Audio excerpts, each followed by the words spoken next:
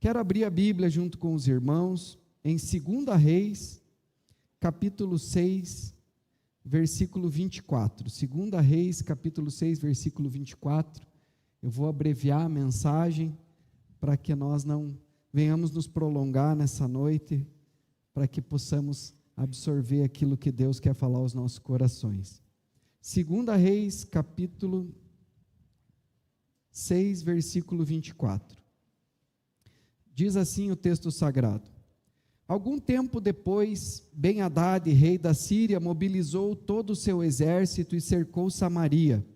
O cerco durou tanto e causou tamanha fome, que uma cabeça de jumento chegou a valer 80 peças de prata, e uma caneca de esterco de pomba, 5 peças de prata. Um dia, quando o rei de Israel inspecionava os muros da cidade, uma mulher gritou para ele. Aqui, irmão, só para contextualizar um pouco para os irmãos, houve uma grande fome na cidade por causa de um cerco de guerra.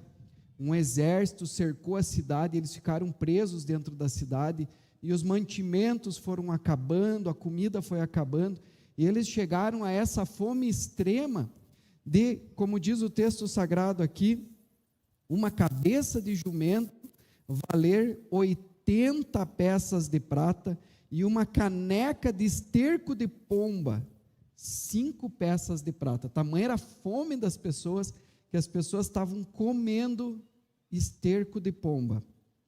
Vejam só, irmãos, versículo 26. Um dia, quando o rei de Israel inspecionava os muros da cidade, uma mulher gritou para ele: Socorro, majestade! O rei respondeu: Se o Senhor não a socorrer, como poderei ajudá-la? Acaso há trigo na eira e vinho no tanque de prensar uvas?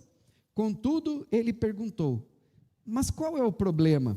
E a mulher respondeu: Esta mulher me disse, uma mulher que estava ali junto com ela, esta mulher me disse: Vamos comer o seu filho hoje e amanhã comeremos o meu.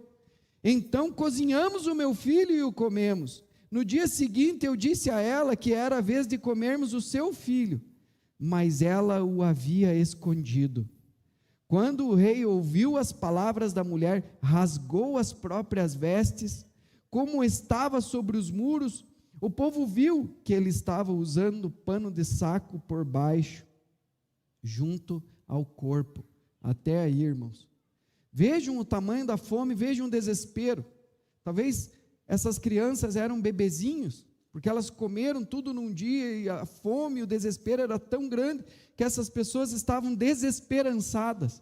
Provavelmente pensaram: nós vamos morrer, nossos filhos vão morrer de fome, nós vamos morrer, então vamos comer nossos filhos. E comeu o filho de uma, no outro dia a outra escondeu, e aí essa mulher estava gritando para o rei nos muros: me salve, me ajude. Essa mulher fez essa proposta, e aconteceu isso. Meus irmãos, na continuação desse texto, o rei fica tão irado com aquela situação, e ele se humilha, ele rasga as vestes, por baixo ele já está com um pano de saco, que é sinal de quebrantamento, de humilhação diante de Deus. E ali naquela indignação, ele diz assim: vamos à casa do profeta, porque hoje, que o Senhor me puna se a cabeça do profeta ficar em cima dele ainda.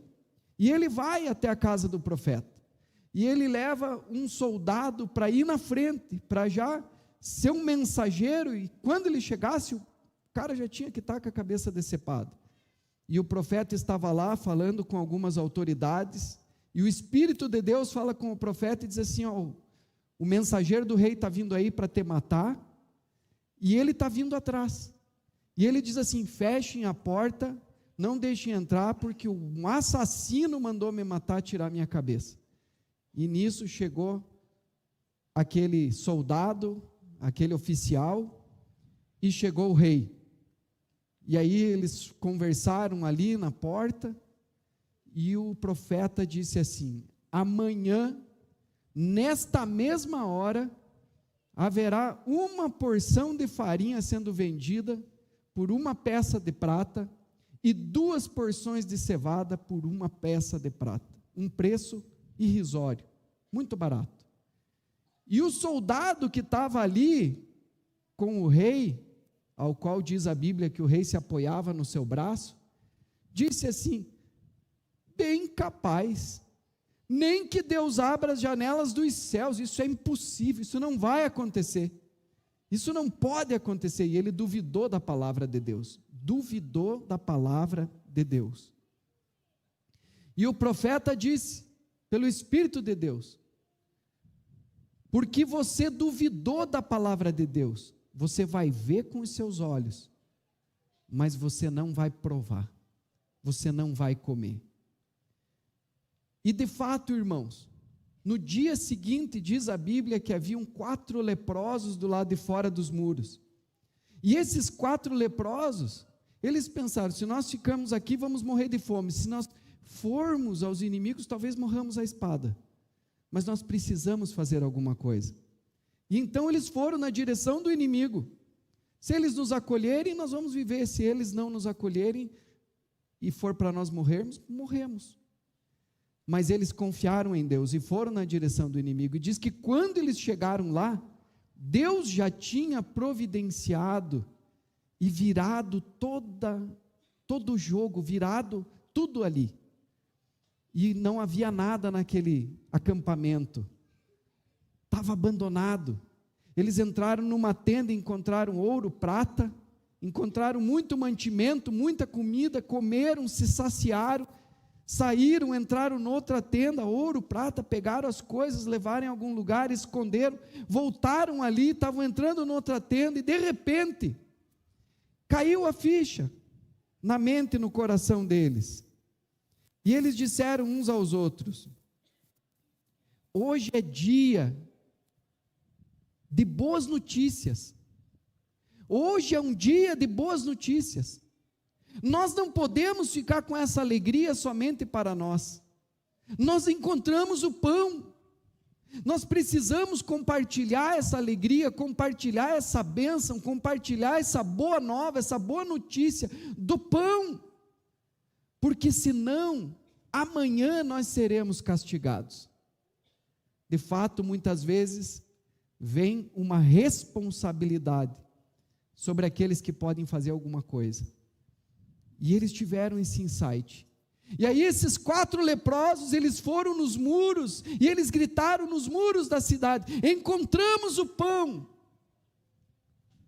E assim o rei mandou alguns oficiais para investigar o que tinha acontecido. E diz a Bíblia que os oficiais foram seguindo os rastros daquele exército inimigo, e a palavra do Senhor diz ali, irmão, você pode ler quando você chegar em casa, que eles foram largando pelo caminho as suas armas, as suas vestimentas, as suas coisas que eles estavam levando, para que pudessem apressar a caminhada, para que pudessem fugir mais rapidamente, já cansados, já fatigados, foram se livrando das cargas, porque estavam com medo, porque pensaram eles, porque Deus colocou esse pânico, esse pavor no coração deles, e Deus batalhou por aquela cidade. Eles pensavam: o rei de Israel contratou o exército de 2 reinos para vir contra nós, e eles estão vindo. Eles escutavam isso, e eles fugiram. E aí veio a notícia: o rei mandou que aquele soldado, aquele oficial, ficasse cuidando da porta, talvez para não dar atropelo, para não dar antecipação, para primeiro investigar o que estava acontecendo. Então, vai lá você, talvez era um dos principais oficiais, talvez um general, aquele cara que duvidou da palavra de Deus, cuide lá da porta, dos muros, dos portões da cidade, cuide lá, não deixe ninguém sair. Só que quando o povo ficou sabendo, irmãos, o povo atropelou muro, atropelou portão, e aquele homem morreu pisoteado. Ele viu a bênção de Deus, mas conforme o profeta falou, ele não pôde comer daquela bênção. Hoje, meus irmãos, a situação de Samaria é similar à situação do mundo em que nós vivemos. O mundo que nós vivemos está sitiado pelas trevas. Existe um cerco do inimigo. Se nós pudéssemos ver o mundo espiritual, nós compreenderíamos. mas os nossos 5 sentidos foram feitos para nós nos conectarmos com essa terceira dimensão da matéria, então não conseguimos perceber a batalha espiritual que existe. Tem havido um cerco, o inimigo amarra as pessoas, o inimigo oprime as pessoas. Ninguém podia entrar nem sair daquela cidade, e essa tem sido a realidade das pessoas que estão aprisionadas, obrigadas a fazerem aquilo que não querem, sentindo muitas vezes as suas vidas serem sugadas, passando por uma situação de extrema fome e sede espiritual, um vazio existencial crescente dentro do peito. E aí as pessoas começam a valorizar o que não tem valor. Nossa sociedade vive comendo todo que é tipo de lixo, coisas que encontra, coisas que são oferecidas, religiões falsas, filosofias, o lixo da TV, o lixo da internet, pornografia, consumismo, avareza, as coisas desse mundo que está aí, valorizando o que não tem o menor valor. Pagavam 5 peças de prata por uma caneca de esterco de pombas. Diz a Bíblia, irmãos, que depois que o apóstolo Paulo encontrou Jesus e ele percebeu o valor daquilo que ele tinha encontrado, ele diz assim: hoje eu considero tudo o demais na minha vida como esterco, diante da excelência do Cristo glorificado, daquilo que eu encontrei. A Bíblia diz que Jesus é a pérola de maior valor, não existe nada, nem um tesouro, nem uma riqueza, nada que possa se comparar a alguém que encontrou Jesus. A maior tristeza que uma pessoa pode ter na vida é ela não ter salvação, ela não ter Jesus.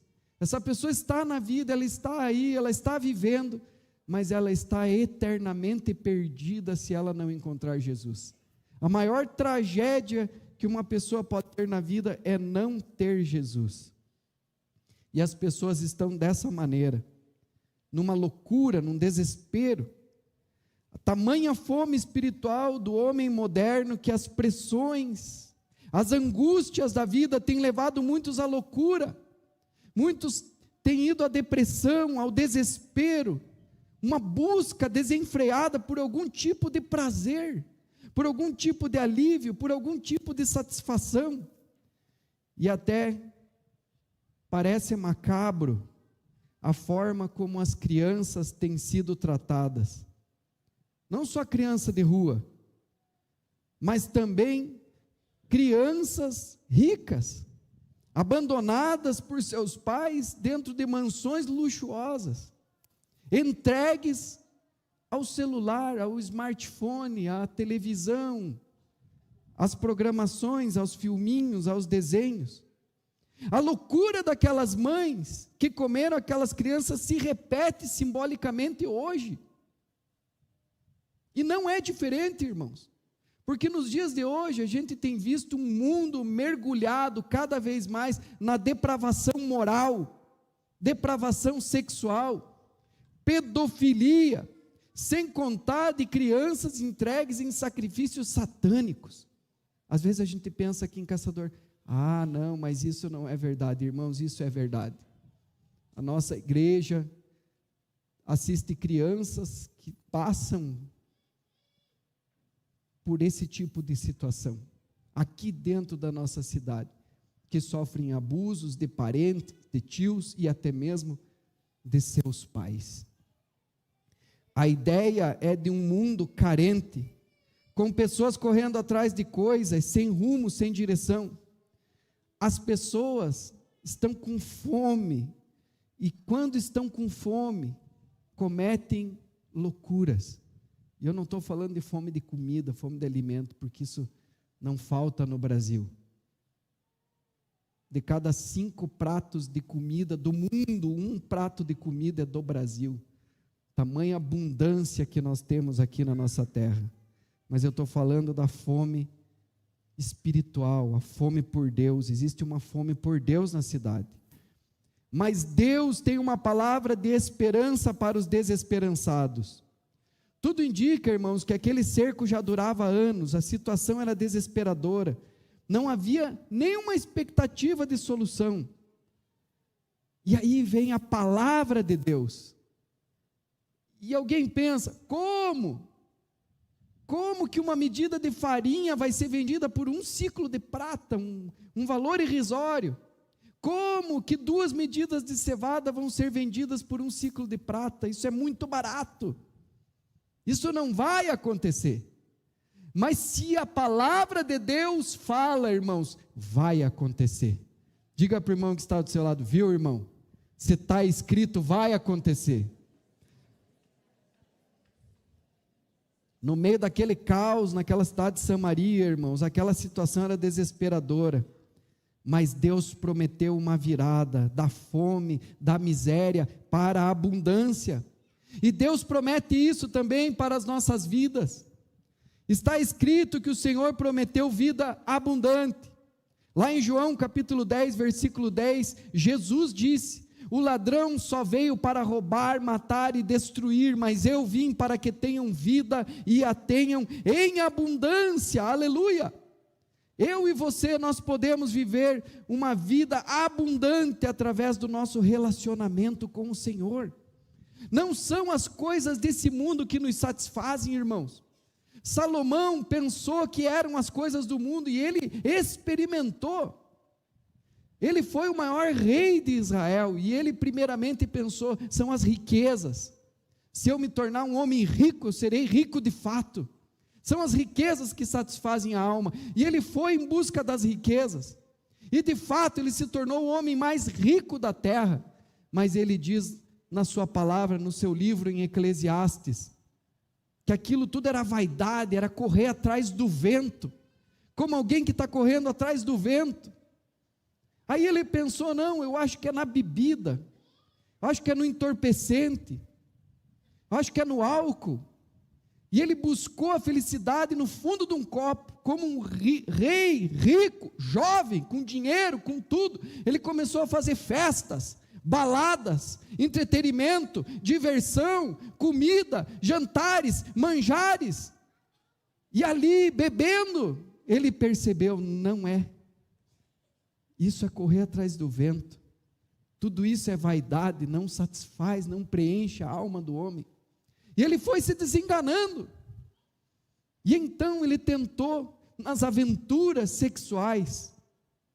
Você sabe, né, irmãos, quantas mulheres Salomão teve, quantas concubinas? Porque a alma do homem é insaciável. Quando o homem começa a se depravar, não há limites. O buraco aumenta, o rombo aumenta, o vazio aumenta, a sede aumenta, a fome aumenta.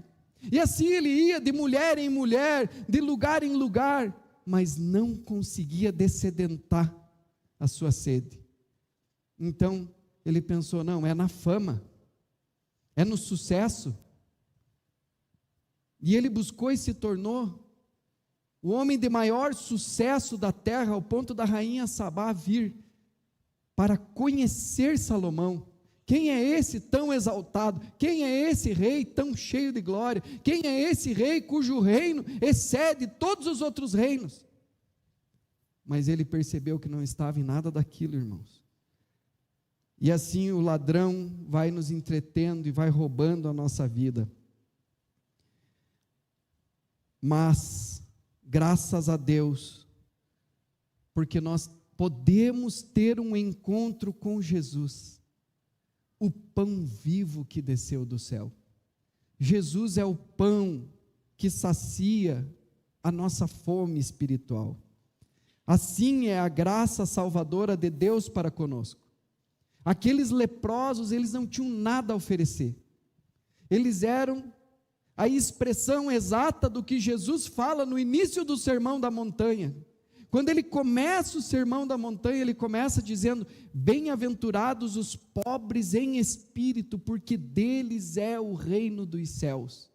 A palavra bem-aventurado é feliz, muito feliz a expressão aí, os pobres de espírito. Não pobre de dinheiro, financeiramente falando, como Há muitos anos atrás, as pessoas vendiam suas fazendas, suas propriedades, e faziam voto de pobreza, pensando que é isso, é um voto de pobreza. Não, não é isso que Jesus está falando. Jesus está falando daquele que é pobre em espírito. Ser pobre em espírito é reconhecer a sua total dependência de Deus, que só Ele pode matar a nossa fome, só Ele pode dessedentar a nossa sede, e mais ninguém. Que nada que nós possamos fazer com as nossas próprias mãos, com o nosso empenho, com a nossa empresa, com nossos empreendimentos, pode realmente trazer satisfação e preencher o vazio da nossa alma, porque o vazio da nossa alma é a carência por Deus. A Bíblia diz que todos pecaram e destituídos foram da glória de Deus.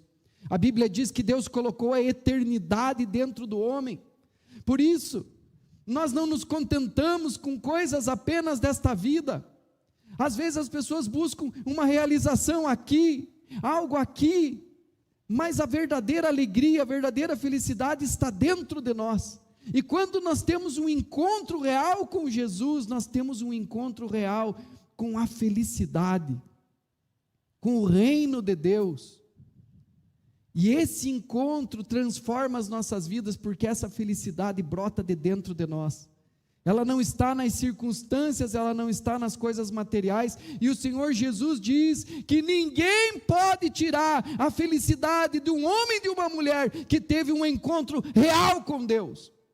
Ele logicamente vai ter momentos de tristeza na vida, porque Jesus disse: no mundo tereis aflições, vocês vão sofrer, vocês vão chorar, vocês vão lamentar, vocês vão passar por lutas e tribulações, mas tenham bom ânimo, eu venci o mundo. Porém existe uma grande diferença, irmãos, entre alguém que está passando por um momento de tristeza. Por exemplo, alguém que perdeu um ente querido, ele está triste ali, naquele momento, mas se você perguntar para ele: ei, você é uma pessoa feliz? Ele vai dizer: lá no velório, eu sou uma pessoa muito feliz. Lá talvez enfrentando um hospital, um diagnóstico sombrio, nada tira a sua felicidade, porque a sua felicidade é genuína, a sua felicidade é verdadeira, a sua vida não está edificada sobre a areia. Jesus disse que aquele que ouve as palavras dele, mas não coloca em prática, não aplica na sua existência, na sua vida, é comparado a um homem que edificou a casa sobre a areia. Sopraram os ventos, desceu a chuva, subiu uma inundação, combateu contra aquela casa, e a palavra de Deus diz que foi grande a sua ruína, grande ruína. Mas aquele que ouve as palavras do Senhor e pratica, aplica, será comparado ao homem prudente que edificou a sua casa sobre a rocha. Desceu a chuva, sopraram os ventos, subiu a inundação, combateu contra aquela casa, mas ela ficou firme, porque estava edificada sobre a rocha, que é a palavra de Deus. A alegria daquele que crê, daquele que é de Jesus, ninguém pode tirar. Mas a alegria das pessoas desse mundo, uma alegria fundamentada no dinheiro, na conta bancária, no sucesso, nas coisas dessa vida, no momento em que essas coisas falham, no momento em que estas coisas faltam, no momento em que estas coisas vão à falência, a alegria daquela pessoa se vai juntamente, porque é como uma casa edificada sobre a areia. O que os moradores daquela cidade fizeram, irmãos, para receber tão grande bênção? Eu vou dizer para vocês o que eles fizeram, irmãos: nada. Foi a graça de Deus. Eles não fizeram nada. Eliseu aqui pregou a palavra, acreditaram na palavra, os leprosos creram, e eles foram usados por Deus, e eles experimentaram, eles encontraram o pão, eles encontraram aquilo que Deus falou, foram agentes aqui, o povo foi avisado, o povo recebeu uma mensagem: olhe, nós encontramos o pão, e nós queremos compartilhar com vocês, não podemos ficar com essa alegria somente para nós. Há mais de 20 anos, irmãos, cerca de 26 ou 27 anos, porque eu estou convertido há 28 anos, com 20 anos eu me converti, hoje eu estou com 49, então são quase 29 anos. Nós estávamos em uma reunião de oração, eu e a minha esposa, junto com outros irmãos, e Deus nos falou: por que vocês não voam? Eu chamei vocês, voem. E o que nós mais queríamos naquela época era compartilhar, na expectativa de levar nossos amigos, nossa família, as pessoas que nós amávamos, e todos que nós pudéssemos alcançar, terem as mesmas experiências com Deus que nós estávamos tendo. Porque nós estávamos tendo muitos encontros com Deus, muitas experiências com Deus, e a gente queria, meu Deus, nossos amigos precisam ter isso, nossos amigos precisam vivenciar isso, precisam ter essa alegria, precisam ter essa experiência, e nós queríamos compartilhar isso, irmãos, e eu me sinto até hoje como um desses homens, desses 4 leprosos que encontrou o pão. Tudo que nós mais queríamos era ir e gritar nos muros da cidade: encontramos o pão! E até hoje, esse é o propósito, não só nosso, mas de todo aquele que tem um encontro com Jesus. Aleluia. Pergunte para o irmão aí do seu lado: você já teve um encontro com Jesus? Glória a Deus! O que simboliza esses leprosos aqui, irmãos? A lepra na Bíblia é uma figura do pecado, e os leprosos são uma figura dos pecadores. E foram justamente esses, pobres de espírito, que se reconheciam, porque todo mundo é, irmãos, mas a questão é que tem alguns que são orgulhosos, e a Bíblia diz que Deus resiste ao soberbo, mas ao humilde dá a sua graça. Só consegue ter um encontro com Deus aquele que reconhece a sua pobreza espiritual e que diz: eu preciso de Ti, Senhor. Não é pelas minhas obras, não é pelo meu mérito, não é pela minha ciência, não é pela minha inteligência, não é pelos meus estudos, mas é pelo Senhor, porque o Senhor quis se revelar, porque o Senhor nos amou de tal maneira que deu o seu Filho unigênito, para que todo aquele que nele crê não pereça, mas tenha a vida eterna. E isso é de graça, irmãos. O apóstolo Paulo diz em Efésios capítulo 2, versículo 8 a 9: pela graça sois salvos por meio da fé, e isso não vem de vós, é presente, é dom de Deus, não de obras, para que ninguém se glorie.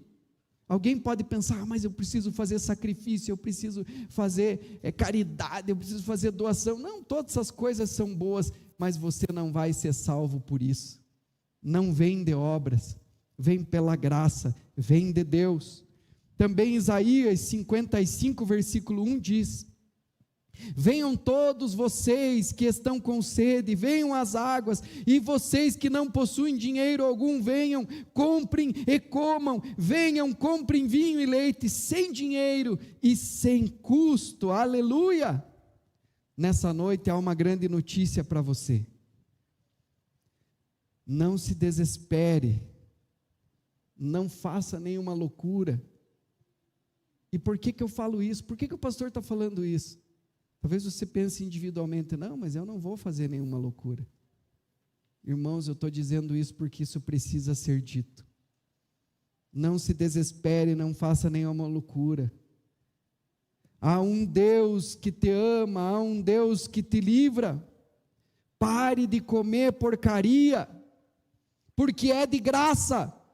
Deus tem o melhor para você, Deus tem pão vivo para você, Deus tem um pão que nutre a sua alma, que te abençoa, que te fortalece, que te levanta, que te sustenta, que gera e produz alegria, gozo em seu coração. Na realidade, irmãos, não existe nada que possa trazer mais alegria, satisfação, desfrute, gozo para as nossas vidas, do que seguir Jesus e entregar a vida para Ele. Porque quando nós fazemos isso, nós começamos a gozar da comunhão com Deus. E não existe nada nessa terra que possa se comparar a isso. Mas a incredulidade produz morte. Toda a cidade de Samaria foi, num sentido comparativo, evangelizada. Foi falado para eles: encontramos o pão. Está aqui o pão. E aqui, num sentido figurado, só uma pessoa não creu. E essa uma pessoa que não creu, ela não pôde participar da provisão que Deus tinha para ela.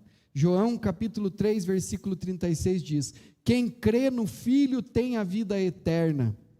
Já quem rejeita o Filho não verá a vida, mas a ira de Deus permanece sobre ele.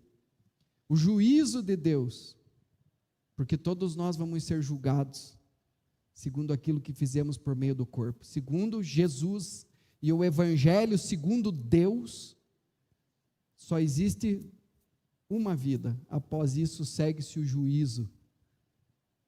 E aí, se você crê, você não vai ser julgado. Mas se você não crê no Filho de Deus, diz o texto sagrado que a ira de Deus permanece sobre ele. João 3,16 diz claramente, irmãos, que Deus amou o mundo de tal maneira que deu o seu Filho unigênito, para que todo aquele que nele crê não pereça, mas tenha a vida eterna. E ele não veio para julgar o mundo, mas veio para que o mundo fosse salvo por ele. E a condenação é esta, que a luz veio ao mundo, mas os homens amaram mais as trevas do que a luz, porque as suas obras eram más. Sabe o que eu acho tão maravilhoso do encontro com Deus? Que Ele é iluminador. E se você quiser ver mesmo, você vai ter um encontro com a palavra de Deus e um encontro com o Senhor da palavra. E você vai ser iluminado. Aquele que ama se aproxima da luz. E eu digo para vocês, vão para a luz. Amém? Os leprosos foram instrumentos de Deus para levar as boas novas.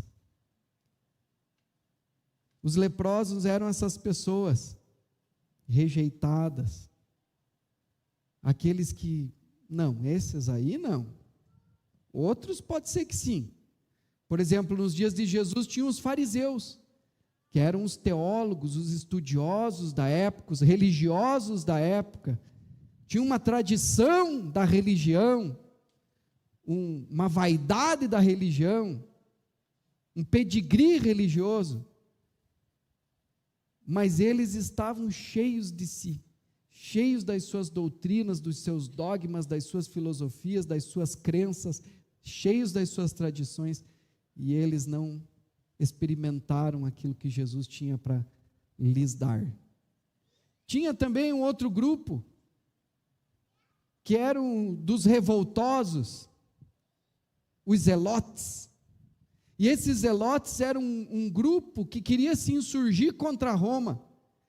E eles diziam assim: nós vamos nos levantar e vamos levantar um líder, e nós vamos guerrear contra Roma e vamos derrubar esse império. E eles estavam esperando que isso acontecesse. Mas Jesus chegou com uma mensagem totalmente diferente. Jesus chegou dizendo: bem-aventurados os pobres de espírito, porque deles é o reino dos céus. Essa mensagem lhes pareceu estranha, como é estranha para o mundo que está aí. Parece que tudo que Jesus fala vai na contramão, irmãos, desse mundo e dos valores desse mundo que está aí. Mas Jesus escolheu justamente essas pessoas. Sabe quem que ouviu por primeiro a mensagem de Jesus e abriu o coração? Os publicanos, as prostitutas e os pecadores. Foram esses, pobres de espírito, que diziam assim: Senhor, nós precisamos de Ti, nós precisamos do Senhor.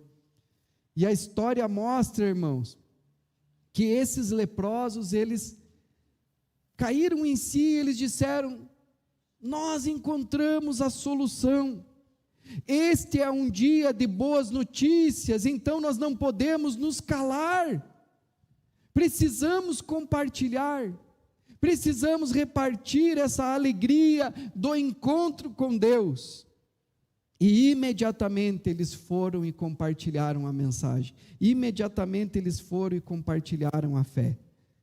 Isso nos mostra, irmãos, sendo quem eles eram, que o poder não está no pregador, mas está na mensagem.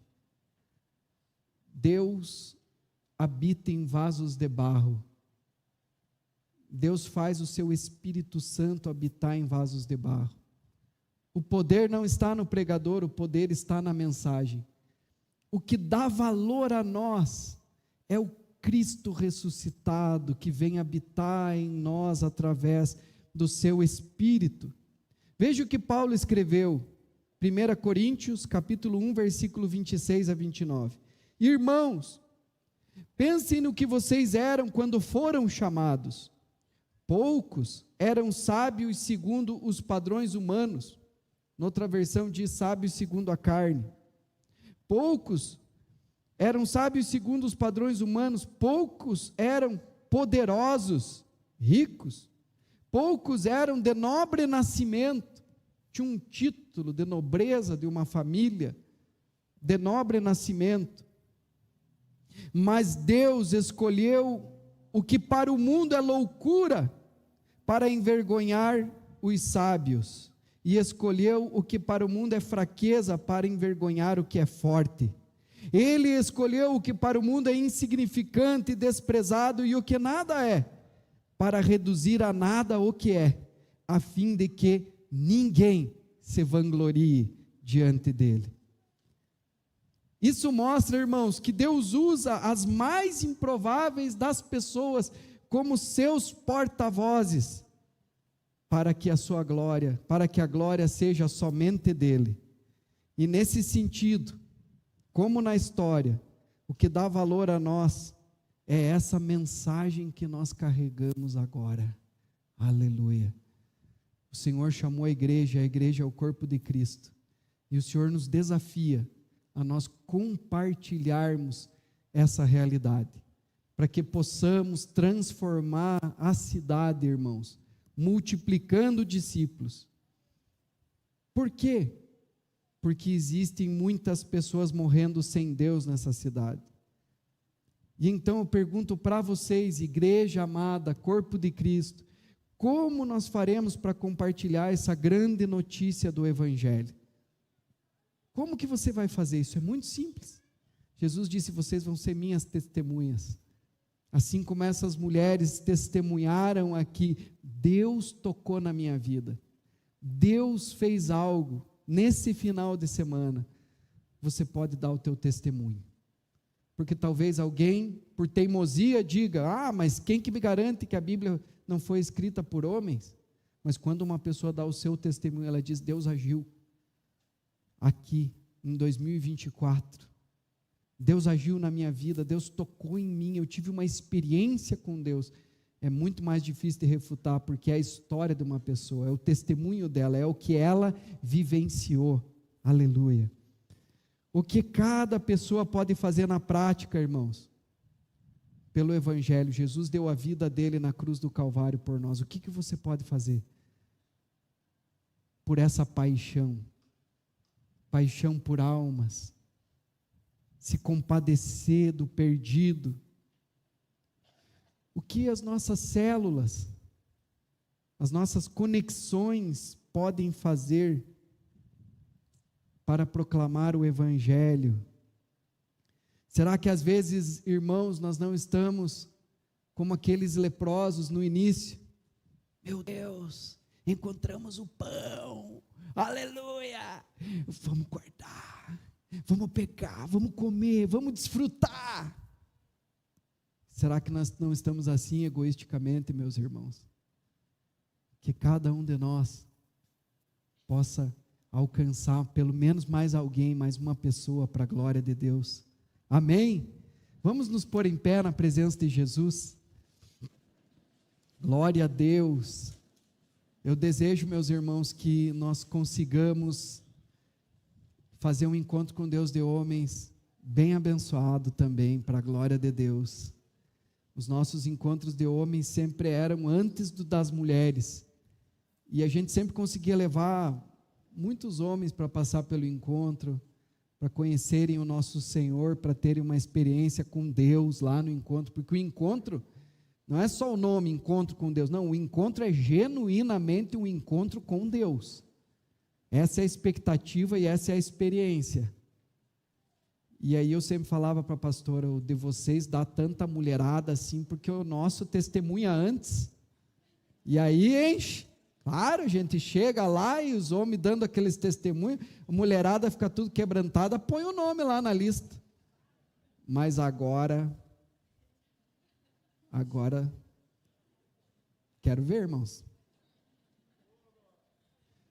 Essa é uma obra do corpo de Cristo, não é uma obra do pastor. Ah, pastor, ganha as almas aí. Ô, irmãos, como é que eu vou fazer isso? Você tem que testemunhar, você tem que ajudar. Amém? E as irmãs que foram no encontro, obrigue o marido aí, porque vale a pena. Pro teu bem, mulher, pro teu bem, viu? É bom para você que levar. Aleluia. Vamos orar, meus irmãos. Talvez tenha alguém aqui nessa noite que está vindo pela primeira vez, pela segunda vez, que ainda não teve uma experiência com Deus, que ainda não experimentou comer desse pão, que é de graça, não é por obras, irmão, não precisa fazer nada, o Senhor só nos chama para nós crermos nele, a única coisa é crer no Senhor Jesus, diz a Bíblia, e será salvo tu e a tua casa, crê e aceitar de todo o coração, com humildade. Senhor, perdoe os meus pecados, ser propício a mim, Pai, porque há um coração quebrantado e contrito, o Senhor não despreza, e hoje você pode sair desse lugar diferente, irmão, se você aceitar Jesus como teu Senhor e Salvador. Deus pode fazer o milagre do novo nascimento espiritual, Deus pode dar para você o pão que sacia, o pão vivo, Deus pode dar para você a água viva, Deus pode trazer para você o Espírito Santo para morar, para fazer morada, para habitar, para estar com você. Deus quer te dar essa alegria, porque essa alegria não é quando nós morrermos, então daí nós vamos ser bem-aventurados, felizes. Não, irmãos, é agora.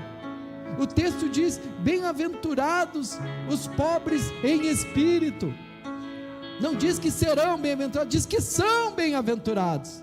Nós já somos felizes. E se você ainda não é feliz, irmão, irmã, tem alguma coisa errada, estranha com a sua vida, porque o povo de Deus é o povo mais feliz da terra. Aleluia. É um povo feliz, irmão. É um povo que tem lutas, que chora, que geme, que sofre, que batalha, que luta, mas é um povo que tem uma alegria dentro de si, porque Jesus disse: do seu interior fluirão rios de água viva. Então, se você não está desfrutando dessa alegria, tem alguma coisa estranha na sua vida. Talvez você precisa crer na palavra, talvez Deus já falou com você a respeito de alguma coisa, mas você está teimando, achando que do teu jeito é melhor. Creia no Senhor, confie na palavra, obedeça a palavra, se liberte desses pecados que te prendem, dessas mazelas, dessas coisas, dessa mágoa.